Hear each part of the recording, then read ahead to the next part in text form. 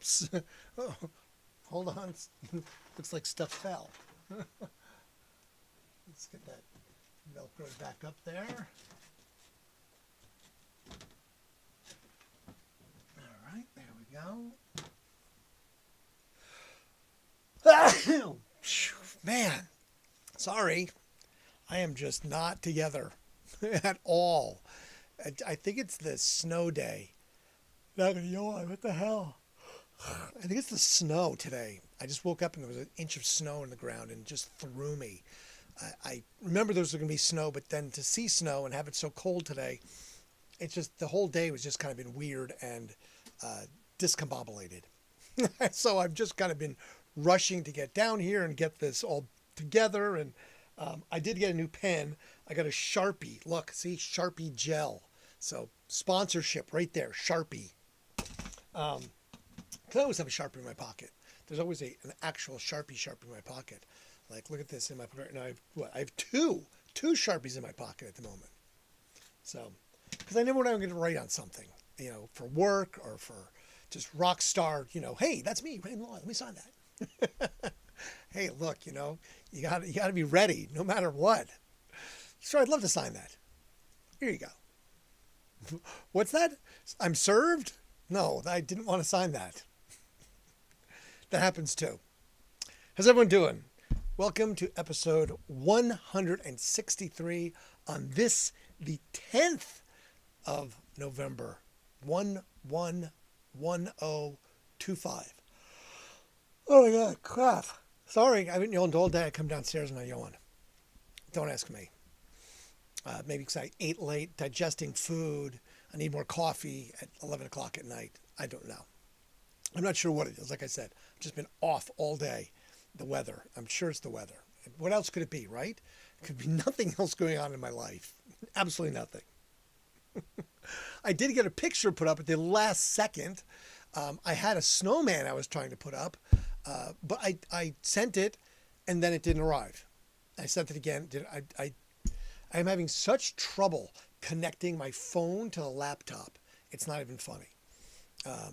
So I don't know what its problem is. I'm going to have to really figure out how to get this to be better connected so that I can get the laptop and the phone on the same page so that I can just send things easier.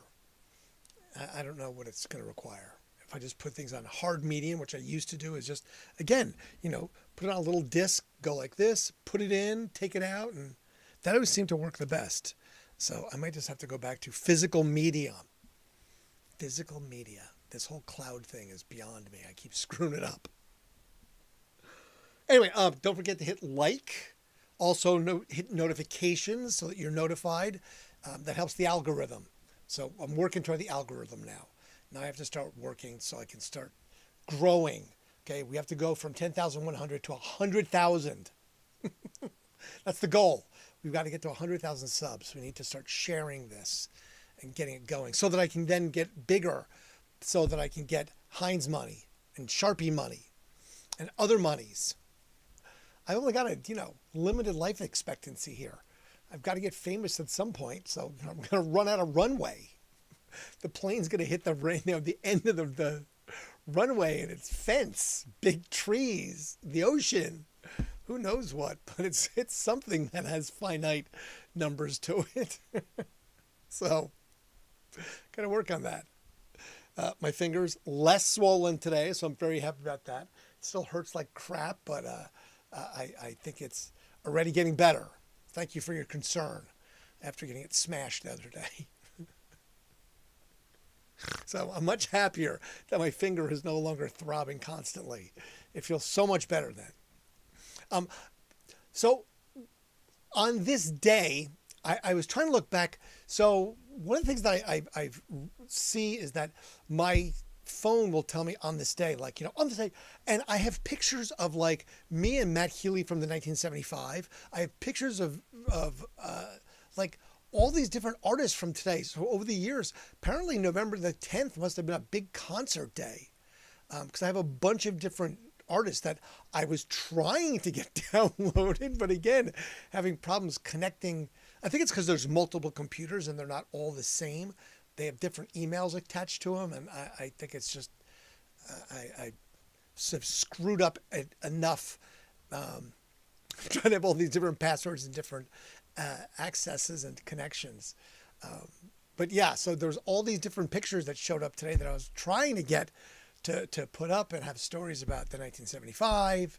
I used to have an autographed guitar by Matt Healy for the 1975 that he smashed on stage. And I talked to Mark. Mark is his sort of bodyguard, road manager guy. Mark's super nice guy, very British, very British.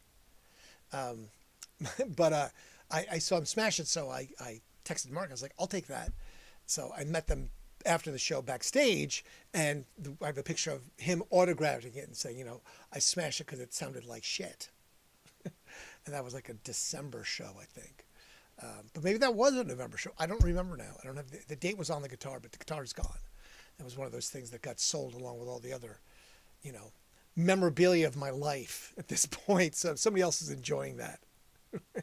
It's in their collection now, so they get to share it with friends and family, or not. I don't know. It's almost irrelevant at this moment. But yeah, I found there was all these pictures from today that I could not connect. So I was like, damn it. So I have to work on that. I really have to work on at some point when I have time, I just need to start archiving. I just have so many damn pictures. That's the problem. There are multiple phones, multiple hard drives, multiple computers that are here, computers that are still in the building, hard drives that are in the building, hard drives that are here. Yeah, it's chaos. That's the problem, you know, chaos. So organizing the chaos is never going to be easy. Just warning you now. So if you are in chaos, it doesn't get easier. It just gets faster and more chaotic. So hit likes and don't forget to hit notifications. That all helps the algorithm. And then comment if you want to. Chat away, because I'll notice it down here. At some point, I might try and move that up here so I could see the chat easier. That would be probably smart of me, right? Then I could see the chat like up there instead of down here, so I'm not looking down like that. I don't know. Anyway, all right, so remember, it goes in no particular order. It's mostly music, but it does have some TV aspects to it because it's related to the entertainment world. We'll start off with something of the new meaning of see something, say something. Apparently in 1940, on this day, Walt Disney was an informant for the FBI. I kid you not. I found in multiple places that is. He served as an FBI informant for the Los Angeles, California, like reported information on Hollywood subversives. This is the whole like McCarthyism era. This is the Red Scare. So Disney from 1940 to 1966 informed on fellow Hollywood celebs and elites. And helped, you know, kind of, oh, hey, this guy might be rotten and blah, blah, blah, blah, blah. Always trying to make the FBI look in a good light for J. Edgar Hoover. And he got lots of favors, apparently, from the FBI for said information. It just was, I was like, okay, I mean, I heard that, but I was like, interesting. So, yeah, he kind of just, you know, kind of a little bit of a rat on the other elites in Hollywood to J. Edgar Hoover, talking about, you know, when they were, you know, the whole Red Scare thing was going on. It just seems a little bit interesting that, you know, they got intel and he got favors from the FBI. It even talked about how he like made sure that they always looked good in any kind of like movies or any kind of like connections that he had when it came to any kind of newsreels or anything. He always put them in a good light. So what are you going to do, right? Taking notes. Nice. Taking notes. Someone's got to take notes. I can't take notes, but I did take notes with my new Sharpie gel pen because it worked the best. I bought like 5 different brands. Amazing how expensive 2 pens can be. $6 for 2 pens. I was like, dude, $24 I spent on pens. ridiculous. Think about that. $24 on pens. There might have been a bag of Fritos in there. Just one. It was on sale. It was $3. But you got to get that. And maybe an apple. I did buy an apple and ate the apple. It was a Red Lady or Pink Delicious or Red Delicious. I forget what it's called. Pink Lady? Maybe it's a Pink Lady. But it was a good apple. It was really good. It was like $2.99 a pound though. So it was like I don't know, like $1.50 for an apple. Crap, that was expensive, right? $1.50 for an apple? Where's the tree? I'll go pluck that sucker off. Anyway, 1969, children's educational television Sesame Street premieres on PBS television. Now, I was on Romper Room. I was not on Sesame Street. I wore romper stompers. Romper Room was like a crazy kid show back in the 60s. We took the bus into New York City every day, me and my mom, for an entire week. They didn't tape it though. They kind of like taped over them the next day. So I don't think there's any tape of it. I have pictures. There's pictures somewhere in the ancestral home in New Jersey of me on Romper Room. I'll have to find those one of these days. But yes, I don't think there's any video of me on Romper Room. I was quite the tow-headed child, the little squared off, blonde, blue eyes kind of kid. Jim Henson started his career, major career, before the Muppets, before Sesame Street. Here he was doing that. I guess I was watching, he did a bunch of TV commercials where back in the 50s when they were doing these TV commercials, they had the hard sell stuff. So he thought that comedy would be the way. So that's where Kermit came from. So Kermit's actually in a bunch of commercials, and they're really violent commercials. And he sold everything from coffee to Standard Oil, and like sausages and stuff. And they're just really it's a 2-person cartoon puppet. And he got the idea for Muppet from marionette and puppet. That's where he got the name Muppets. And he made them soft so it can make the mouths much more emotional. So, you see Kermit's face all scrunches up because he can get his hand there. Instead of being these really rigid puppets, he can make them so they can emote more, is what I was saying. I read a whole bunch on Henson because I was very interested by that. But it just sort of talked about how he was doing stuff. And it was crazy though. It was almost like Punch and Judy, have you tried Henderson's sausages? If you don't, you blow up. And Kermit would be like, well, I don't think, and he would blow up. And I was like, whoa. So he thought humor would sell, and apparently it did. So lots of humor in his repertoire when it came to commercials. But he said he was very happy to get out of doing commercials and doing the full-time Muppet thing on Sesame Street. Again, 1969, on this day, Sesame Street premieres, November the 10th, 1969. 1973, the OJs released the album Ship Ahoy. It becomes Album of the Year in 1974. I listened to it. It is definitely there's definitely a few baby-making songs in there. It's the OJs. It definitely has that 70s kind of waka waka waka waka vibe to it. It does have this song, For the Love of Money. And you've probably heard it because it's like, money, money, money, money, money. So that's in there. That's on that. It's a good album. I could see why it could be Album of the Year. It definitely is a kind of a cool, hip, definitely the 70s vibe, though. There's no question about it. If you think 70s, you're thinking the OJs. Once you hear it, you're like, that's the 70s right there. You can visualize it even because it screams it. 2023, the Beatles' single Now and Then hits #1 on the UK singles chart, a record 54 years after the last #1 by the group.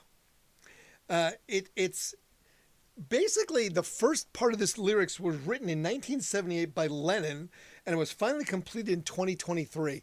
I watched it, and so basically it's McCartney and Ringo Starr with Paul, with John and George in added to the video.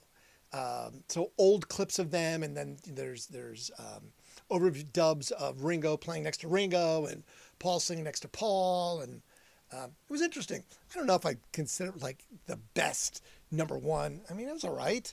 It wasn't, but I wasn't like, oh my God, it's amazing. Has to be number one. I mean, I think it got there because it was the Beatles, and people were just like, it's the Beatles. But yeah, it was okay. Again, I wasn't blown away to the point where I was like, oh my God, Jim Henson or Walt Disney, which one? Jim Henson or Walt Disney, what? I did both of them. And Jim Henson is the one who started the Muppets. Walt Disney's one who worked for the FBI. Henson did not work for the FBI. He did the Muppets. So I think on the scale of 1 to not the best, I think it was probably Disney. I think Henson was on the good side. 1955, Elvis Presley attended the 4th Country Music Disc Jockey Convention, Nashville, Tennessee. I mean, there has to be a first, second, and third. I don't know when those were. I'm assuming 52, 3, and 4. I don't know. Anyway, back in his hotel room, Mae Bowen Axton demos a new song that she had written with Tommy Durden called Heartbreak Hotel. Tommy Durden, I was like, is that Tyler Durden's dad, maybe? A little reference there to Fight Club. Tyler Durden, Tommy Durden. Just saying, it's a unique enough name. Anyway, Presley records the track, and the single is released on January 27th of 1956. It's his first on the new record label, RCA Victor, and it becomes his first number one pop recording. Since my baby left me, I found a new place to dwell. I did listen to that as well. It is a really good song. Especially if you listen to old version. I kind of searched out. I don't want to hear a remaster, but I was like, let me hear it old. It's like that raw kind of just, him with his acoustic guitar doing. Yeah, it's really good. I was like, yeah, that's a number one song. I could see why that was a hit in 1956. Heartbreak Hotel. I've been so lonely, I could die. 1967, the Beatles. Once again, they always seem to dominate the 60s because they did a lot of stuff and they were very popular. And I don't know who writes this shit. I'm assuming it's someone that's British. It's got to be. It always seems to have Led Zeppelin and the Beatles and a lot of more English bands than not. There's definitely a bias here. But anyway, the Beatles filmed 3 promotional films for their new single, Hello, Goodbye. The first of the 3 films, they were all filmed in Sayreville studios in London. The first of the 3 films, they were dressed in their Sgt. Pepper's Lonely Hearts Club Band uniforms. The second one, they were just in street clothes. And the third one they filmed, it was a combination of the first one, the second one, and then a bunch of more added material of John Lennon doing the twist. A lot of John Lennon, I guess, doing the twist by Chubby Checker. Now, oddly enough, in London, because they have a very strong musicians union, they have banned lip-synced videos. You can't promote them. You can't premiere them. So these never got used on British television ever because the whole lip syncing thing is banned. So you couldn't do it. So in this country, Milli Vanilli never would have made it. Katy Perry and a couple other people that were singing that we've seen doing some lip syncing things on TV. Banned in London. So they never got to show the promotional video for this. I didn't bother looking for it because I didn't care that much. But I'm sure it's somewhere. I'm sure you can find it on YouTube if you really are so excited to do that. 1973, Elton John, Sir Elton John, along with Sir Paul McCartney. Sir Elton John started a 8-week run at number 1 on the U.S. album chart with Goodbye Yellow Brick Road, which I did listen to some of that tonight. That's also a really good album. it definitely has some good music on there. It's John's third U.S. number one, and the working title was Vodka and Tonics, Silent Movies Talking Pictures. I mean, that's a long enough title.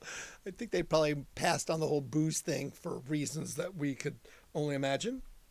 It was his best-selling studio album, selling over 15 million copies. It was recorded at the Chateau de Hérouville, and it contained the tribute to Marilyn Monroe, Candle in the Wind, as well as 3 other successful singles that also were hits because they made it into the top 40. He had Benny the Jets, Saturday Night's All Right for Fighting, and Goodbye Yellow Brick Road. I also like the song Funeral for a Friend. I was listening to that as well, because that's a really good song, Funeral for a Friend as well. Definitely kind of an emotional song, kind of grabs you. But yeah, it's a really good Elton John album. It's definitely early Elton John, and it has some really good hooks to it. Benny and the Jets is good, but Goodbye Yellow Brick Road is really, I really like that song. Like I said, I listened to that earlier tonight. 1975, Patti Smith records her debut album, Horses. Now, I didn't get a chance to listen to all of Horses tonight. I started to, but then I started running out of time, and I was like, I need to focus and actually start writing, or I'm going to wind up having literally like half a page of stuff to talk about, and I'll be out of here before I even get started. So Horses has been viewed by critics as one of the greatest and most influential albums in the history of American punk rock. It also, as well as one of the greatest of all times, it has been hailed as one of the key influences for bands such as Susie and the Banshees, REM, The Smiths, and PJ Harvey. So yeah, I did not get a chance to. I've heard some of it before, but I've not listened to all of it. And I don't think I ever have listened to the entire thing in its entirety, but I know I definitely have heard some of the Patti Smith songs from that album over the times. Also in 1975, David Bowie was number one on the UK single charts with Space Oddity.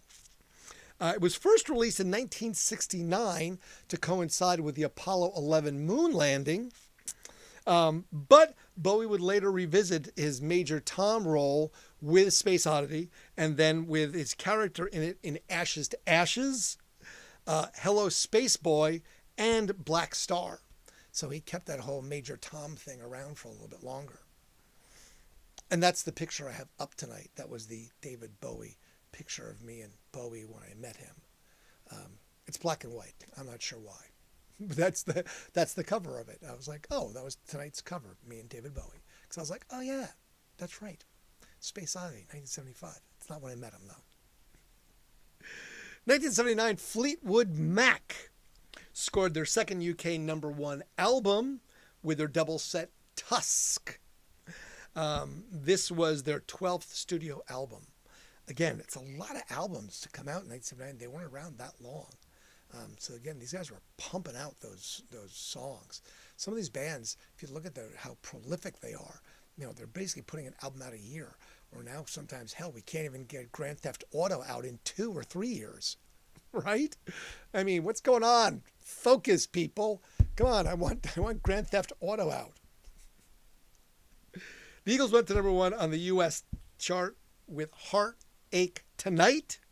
It was their 5th and final number one. It made it only to number 40 in the UK. 40? Were they not Eagles fans? Apparently not. Number one in the US, number 40 in the UK. Don't ask me. I can't appeal for taste on that one. 1984.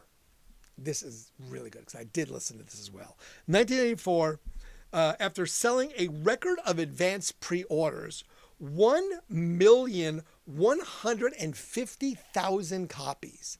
That's pretty good, an advance order. Frankie Goes to Hollywood went to number one on the UK album chart on his debut album, Welcome to the Pleasure Dome. Simultaneously on this day, as they went to number one, They also had their TV debut and premiere on Saturday Night Live, 1984. They played Two Tribes and Born to Run. Yeah, Frankie Goes to Hollywood. Also does Relax. Yeah, Two Tribes. That's a good song. I watched the video for it. I watched Two Tribes. I watched Relax, and yeah, I was like, I forgot how good Frankie Goes to Hollywood is. Definitely the epitome of 1984. It definitely has that 80s feel, just like the OJs did in the 70s. Frankie Goes to Hollywood, definitely sort of an 80s kind of band when it comes to alternative punky kind of sound. 1984, Shaka Khan. Shaka Khan was number one on the UK singles chart with I Feel For You. I was like, wait, I know this song, don't I? Yeah, I listened to it. I was like, oh, yes. Yes, you do. The beginning of the song, where they repeat over and over again, it was written by Prince, by the way. Prince wrote this song. But in the beginning of the song, where it says, Shaka Khan, Shaka Khan, Shaka Khan, Shaka Khan, Shaka Khan, that was a mistake. That was an editing mistake by the producer, who did not intentionally go to do that. The rapper was Mealy Mel, or Millie Mel, Melly Mel. I guess it's Melly Mel, Grandmaster Melly Mel. Let's not make sure we don't give the proper due. Grandmaster Melly Mel made a mistake by doing that, and the producer made the error of having that in there, and it was not supposed to be part of the song initially.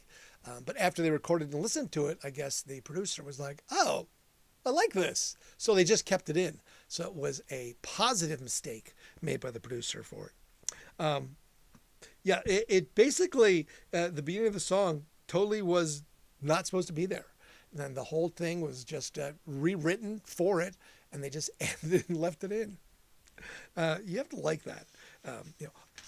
Additionally, on that, Stevie Wonder played the harmonica. I had to listen, but I was like, really? Is there a harmonica in there? I didn't really notice that. 1990, Vanilla Ice started a 16-week run at number one on the U.S. album charts with To the Extreme. I was like, really? Vanilla Ice? I could not listen to any of it. I did not. I was about to. I'm like, no, I'm not going to listen to Vanilla Ice. I just didn't feel it. I didn't feel in Vanilla Ice.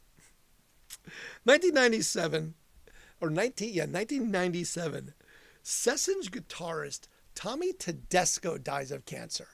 And I wouldn't have I was like, okay, that's just, it's sort of a session guitarist. I don't, Tedesco, Martin and Wood kind of name. I wouldn't normally do it, but I guess described by Guitar Magazine, he was considered to be the most recorded guitarist in recording history. I was like, wait, what? So yeah, I kind of dug a little bit. He played with the Beach Boys, the Everly Brothers, the Supremes, the Monkees, the Association, Barbra Streisand. Oh man, I suck. The Association, Barbra Streisand, Elvis Presley, Frank Sinatra, Nancy Sinatra, Ella Fitzgerald, Frank Zappa, Sam Cooke, Cher. He was also part of the sound on the soundtracks of Batman, MASH, Bonanza, The Twilight Zone, and more. So yeah, I mean, this guy was on everything. Like he played on every complete genre of music. He played on all these different TV shows. So yeah, I guess you got to give him his props for doing that. So yes, he was the most recorded session guitarist in history. So CD, vinyls, tapes, streaming, YouTube. How do you enjoy music? Do you collect or buy it if you love it? I don't. I have some vinyl. I have a crap load of CDs. I have some tapes. I usually now listen to my music on YouTube. So I just create my own playlists. I'll kind of pick out some songs and kind of let YouTube float a little bit with it. And then I'll just keep adding songs to it and then start another playlist and just listen to it depending on the genre. So yeah, that's definitely how I, most enjoy music, just listening to it streaming these days. because I can pick out anything I want, because I'll be sitting there when I'm reading something here. I'll be like, oh, I want to hear that. And I just type it in and find it, as opposed to digging out and looking for it.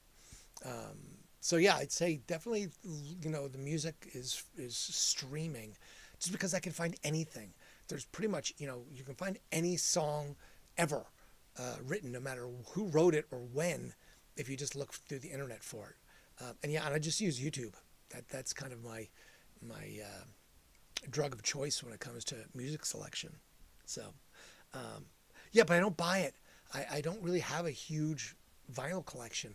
My vinyl collection is actually, meager in the grand scheme of things. I mean, I know some people have like ridiculous amounts of vinyl. I just don't. I'm not really a big collector. I'm a hoarder, there's a difference. There's definitely a difference between a collector and a hoarder.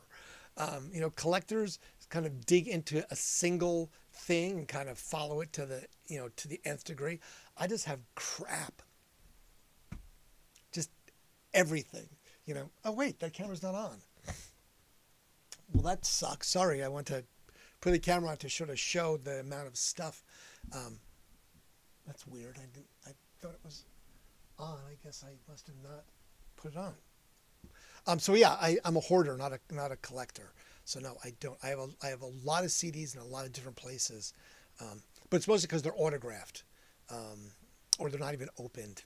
Honestly, I have so many that are just still shrink wrapped, that were promotional CDs or stuff that I got along the way of the last 35 years. Sorry.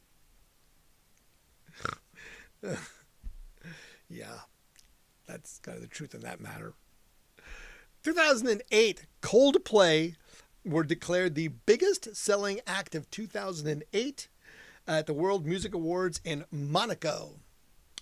Coldplay also won Rock Act of the Year after their current album, Viva la Vida, or Death and All His Friends.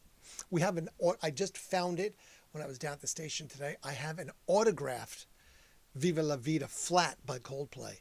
I also have a picture when they did the like a signed poster when they did the big room.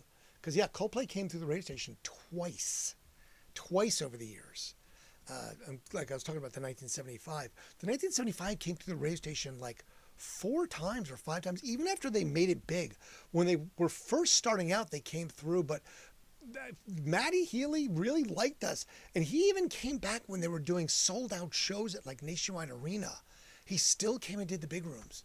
So I really, really got to give the props to like a Coldplay for doing that for us, as well as like to the 1975, that they didn't forget their roots. That was always something that I found very interesting about rock bands, that some of them would absolutely remember, when they would come to the market and be like, oh, we totally remember these guys. We want to be like the Black Keys would always listen to the radio station and would, do shows for us. We did an early on show with the Black Keys at Scully's Music Diner, like a 400 cap room that was well oversold. I remember that was ridiculous. That was a Jack Daniel's Studio 7. But yeah, even when they came back and did Nationwide Arena, they remembered who we were.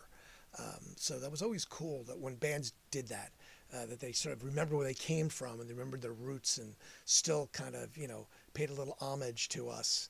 The little guys that kind of were still like, hey, we're over here. And like, oh, sure. Hey, I love you guys. We're going to come and say hello. So yeah, it's very cool. So yes, Coldplay. I just found that today.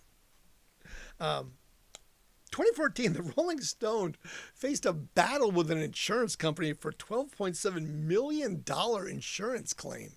I did not find out what the end result was for this one. Sorry. I did look a little bit. Anyway, it was for concerts they postponed in Australia and New Zealand. Now, they bought a insurance policy that it basically paid out in the event of shows being canceled due to death of family members and others. Okay? So, in March, Mick Jagger's girlfriend, Mel, or what was her name? It was a weird name. Anyway, I really wrote sloppily. Sorry. But anyway, his girlfriend died. Oh, yeah. Lwren, so Loren Scott. So Lorenz Scott died by suicide in March. So they postponed a bunch of dates and they went ahead and wanted to claim the cash. Scott was considered a family member, so they would be paid out. Well, the insurance underwriters were like, yeah, well, she committed suicide, so yeah, we're not going to pay out. That is not covered.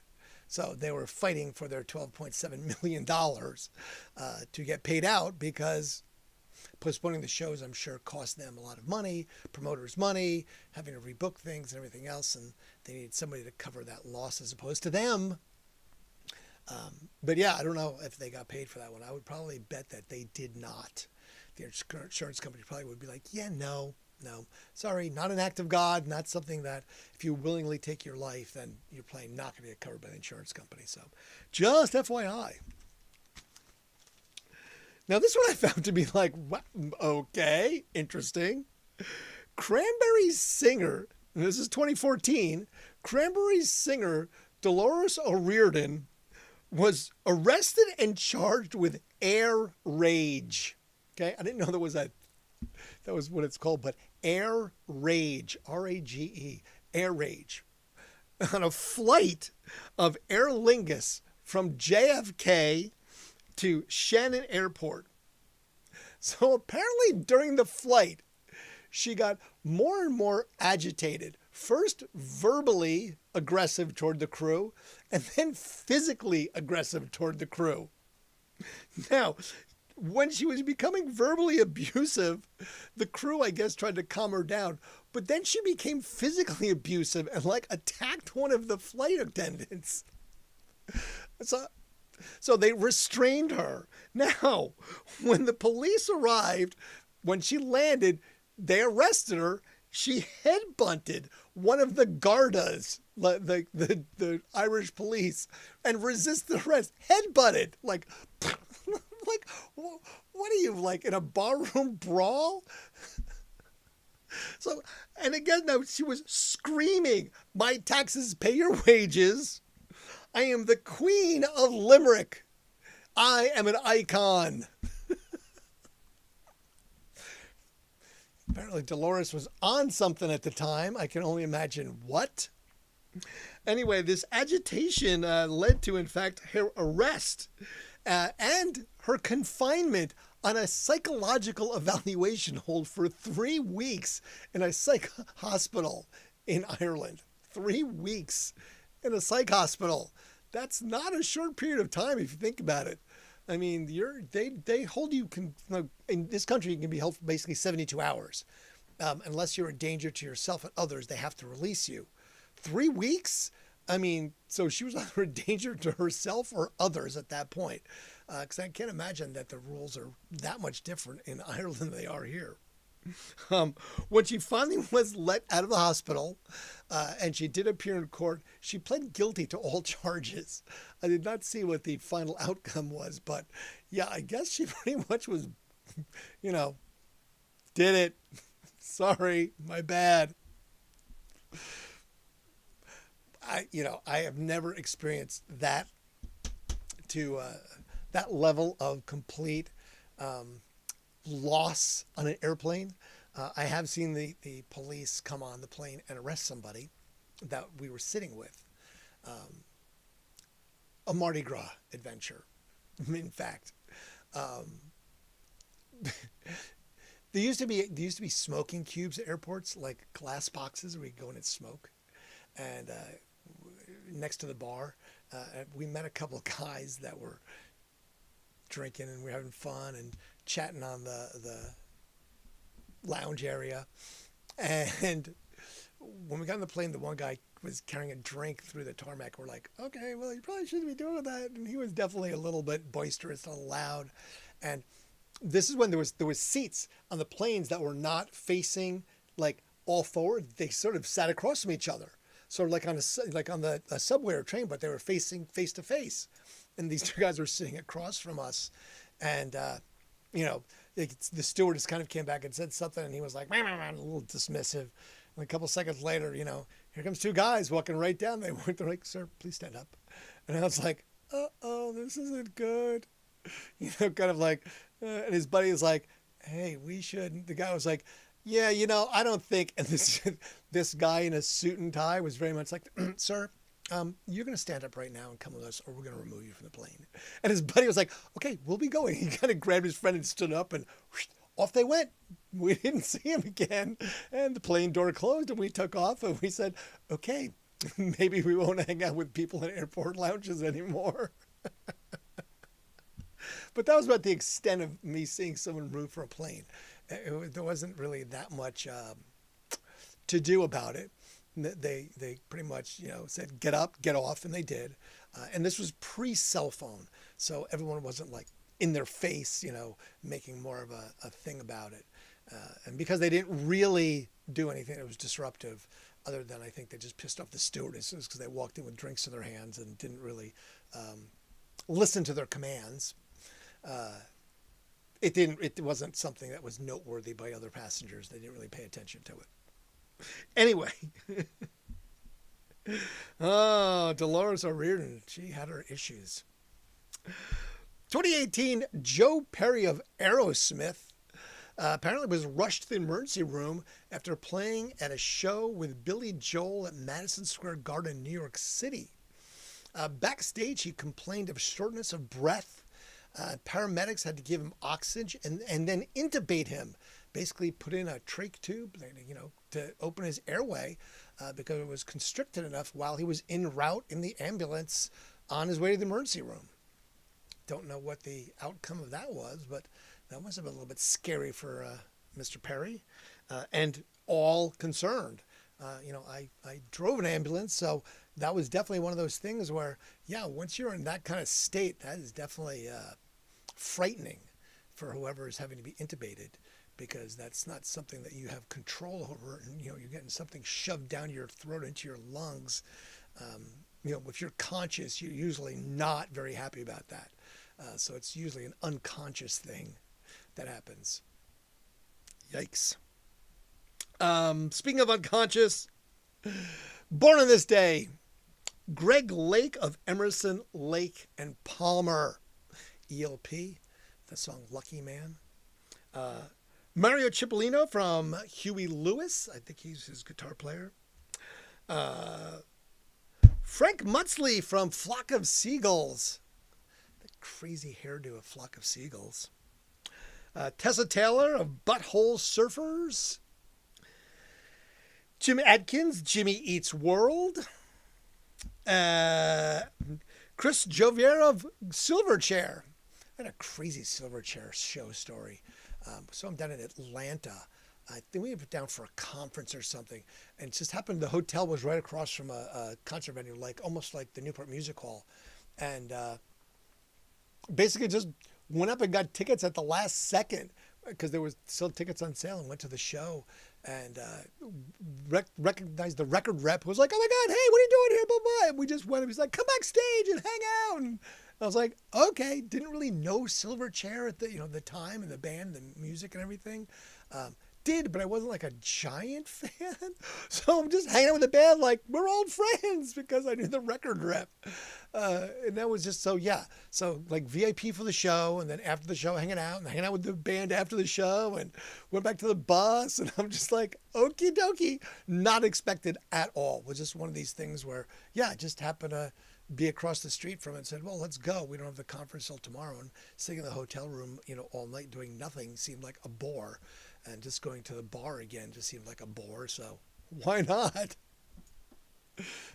Never pass up a good concert. You never know what's going to happen. Let's see. Also born on this day, Richard Burton, married, he was Elizabeth Taylor's fifth and sixth husband? Married, divorced. Roy Scheider of Jaws. He was in a really good movie too. I just watched it the other day. It was on The French Connection. If you've never seen the movie The French Connection, it's like a 70s movie. It's pretty good, though. There's a really good car chase in it. There's another one in it. There's another car chase in one of these other movies that's not The French, but this has a really, really good car chase, so definitely worth watching. George Lowe, Space Ghost Coast to Coast voice. Oh, I loved that show. That was always so much fun. Remember, I'm a cartoon guy. Late night cartoons. So Space Ghost Coast to Coast was always good. I think Lowe died in 2025, though. I know he died. I think it was only this year, though. And then Walter Goggins. Uh, didn't really know Walter Goggins as an actor until I saw him in The Righteous Gemstones. Loved his role in The Righteous Gemstones. And then he also plays the dead zombie guy in Fallout, the TV show Fallout. I think season 2 is supposed to come out maybe this year. I don't know. Or is it next spring? I don't know, but I would like season 2 to come out.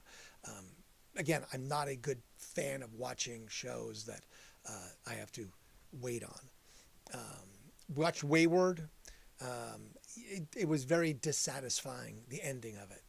So if you watch the Wayward, it's a limited series, it was dissatisfying. I did start watching Pluribus. That was what I watched last night, actually. Pluribus, a new show by Vince Gill, who did Breaking Bad. Really interesting. It reminded me of Rick and Morty, though, because of Rick and Morty's story. So I'm not going to give away anything about it, but I was like, wait, this is a Rick and Morty episode. Unity! I'm waiting for Unity to show up. All right, the only person I found besides who we talked about time was Jack Palance. I forget what he did. He's the one who did the one-arm push-ups at one of the Academy Awards. He played a good bad guy, or a bad guy, but a good bad guy in a couple of movies. So yeah, Jack Palance is the only one that I found of any significance that died on this day. Otherwise, it was like, there's lots of people that died, but I just didn't find them to be someone that you would care about, or that I really cared about. I mean, somebody cared about them because they died. I'm sure they had loved ones, so I feel sorry for the people that died. All the people that died. I know. It's always music. It all ties to music. Everything. We'll have to have a only musical and TV lines party, where everything has to be music lines. We could probably figure it out, right? I've done more ridiculous things in my life, just to be sure. Anyway, all right. So that was that. So it's Monday night. It is election day. Oh no, Veterans Day tomorrow. I think there's some sort of a holiday tomorrow. Veterans Day. So the garbage cans are not out tonight.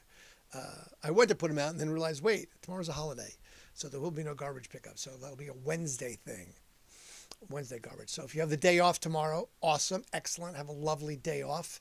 Do something fun. It's cold in Columbus and there's snow on the ground. I think it'll still be cold tomorrow. But I'm sure this is just, fake winter. It can't be just winter yet. It's still early. This is like the false winter that we get for a second, and then it'll still get a 70-degree day in a week or something. I don't know. The birds will be confused. The plants will be like, what's up with this, boss? We're still trying to die. Now you're making us grow? I have no idea. I just don't. Anyway, hit the like button. Hit the notifications button. Check that out if you haven't yet. Make comments about me. Me, the great me. More me. Must have me. Feed me. Feature me. And more me. That's all that matters. Just the me. As long as the comments talk about me, then, they'll get tired of me poking at them. Maybe they'll invite me to do something. Heinz sponsorship. I'm just saying. Someone has to do it, right? Might as well be me. Just saying. All right. I am going to, I don't know what I'm going to watch tonight. Something. Maybe not. I don't know. I'm like I said, it's been off all day. The snow kind of threw me. So who knows? Because I did watch the 2 episodes of Pluribus. So I don't think there's a third. Probably won't be out for a week, which sucks. Ended watching Wayward, which again was not satisfying. The end was not satisfying. It was a little weird. I don't know. I would not recommend it. I'll give it 1 star, not recommended. Not my thing. I don't know. It just was weird. The whole thing. Again, it just wasn't satisfying. I want my satisfaction of a TV show. It didn't do it for me. So I think I'll watch Stumptown. I think I'll start trying to watch Stumptown. I changed and got Spectrum So now I get one stump down without having to pay for the additional thing because I was running out of TV selections. I know. It's so sad and pathetic. What can I tell you? Anyway, besides that, I am grateful that you're here. It was a pleasure to join you and be in your devices once again, whether you watch or listen. Have yourself a stupendous today and a wonderful tomorrow. And I will look for you tomorrow night, Veterans Day. Thank you to all the veterans who have lived and died and kept this country great up until 2025. I mean, it's still great, but you know what I mean. It is a bit of shit show. Be well. Thank you. Fade into black.